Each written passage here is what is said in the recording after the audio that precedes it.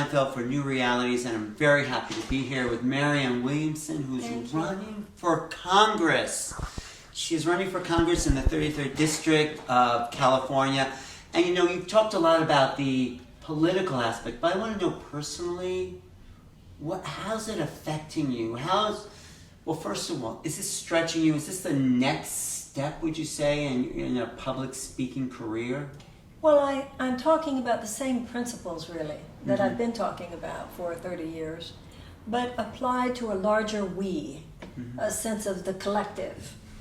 You know, we know that there are particular principles that when applied, turn a crisis into an opportunity in an individual's life.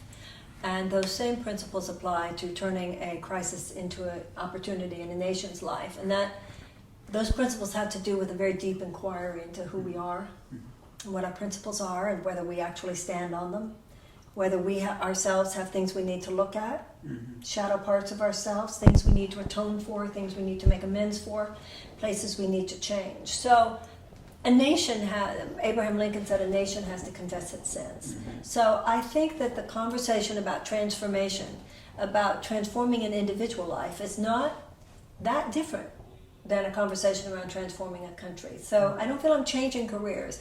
I just feel I'm expanding the context in which I'm having that conversation. Well, you know, it's that whole movement of the suffragettes, Annie Besant, Victoria Woodhull. They were suffragettes and they were mystics, and they brought that kind of mystical quality into women's politics. Are you sort of an inheritor of that? Well, I wouldn't say that they were all mystics, but a lot of them were Quakers.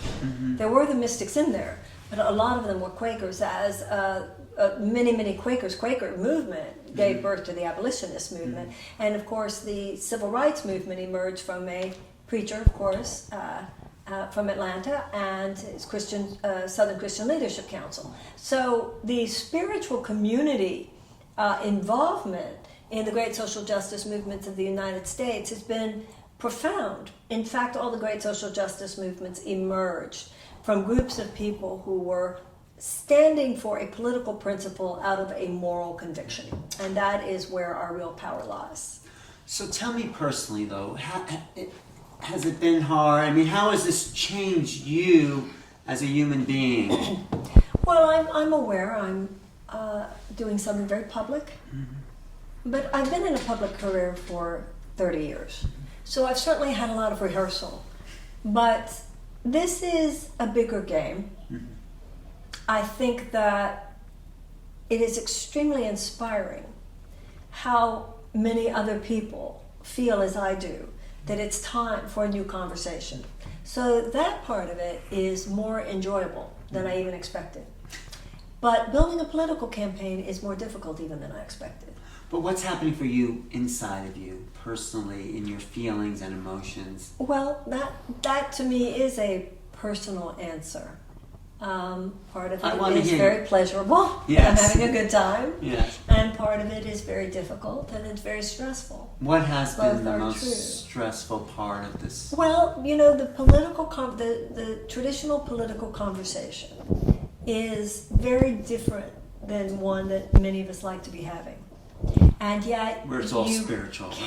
Well, it's not that we're so spiritual, but we try to live our lives in a different context. But when it comes to building a political campaign, there are very specific dynamics that are different. And some of them you have to have. They have to do with legal compliance. They have to do with fiduciary compliance. You know, you can't just kind of do what you want in many cases. So having to build a kind of hybrid campaign where it has enough of the political savvy in a traditional sense, but from a transformational perspective that also honors how many people who would want to be participating in this campaign would wish to see that. It's a challenge. It's a challenge. Has it opened your heart in the sense where everything opens my heart. Every situation changes you. Every situation opens your heart. You know, life is not about the form of activity. It's about the content and how you try to be the person you're capable of being. Every situation. I want to know specifically, how did this stretch your spirit? If you care to share, there's something that's different, that maybe you're more humble, maybe you're more compassionate. Well, if I wanted to say any more of that, I probably would have already, but I think that every situation invites you to be your best. And in some ways, this campaign has been, as every situation is, an invitation to be my best. In some ways, in ways where I feel supported in being my best. And in other ways, as I mentioned, I feel I've been challenged and haven't always risen to the occasion, where it's so stressful and it's so of the world and it's so tiring that I have found myself, I've seen both the best and the worst of myself in this campaign already. But are you really excited? Because I do think you have a chance. Are you just like biting at the bit there to get to Washington and really do work? We have a long way to go before I know. we can be biting at the bit. No, but are you excited about the possibilities of that? If I weren't excited about the possibilities, I wouldn't be doing this. So what's the first thing you're going to do? If I have the opportunity and the privilege of going to Washington, I will live my life the same way I try to live it now. And there's a prayer that I read: where would you have me go? What would you have me do? What would you have me say? And to whom? And I, right now, try to blast everybody I go with love before I get there. And I would do the same thing then.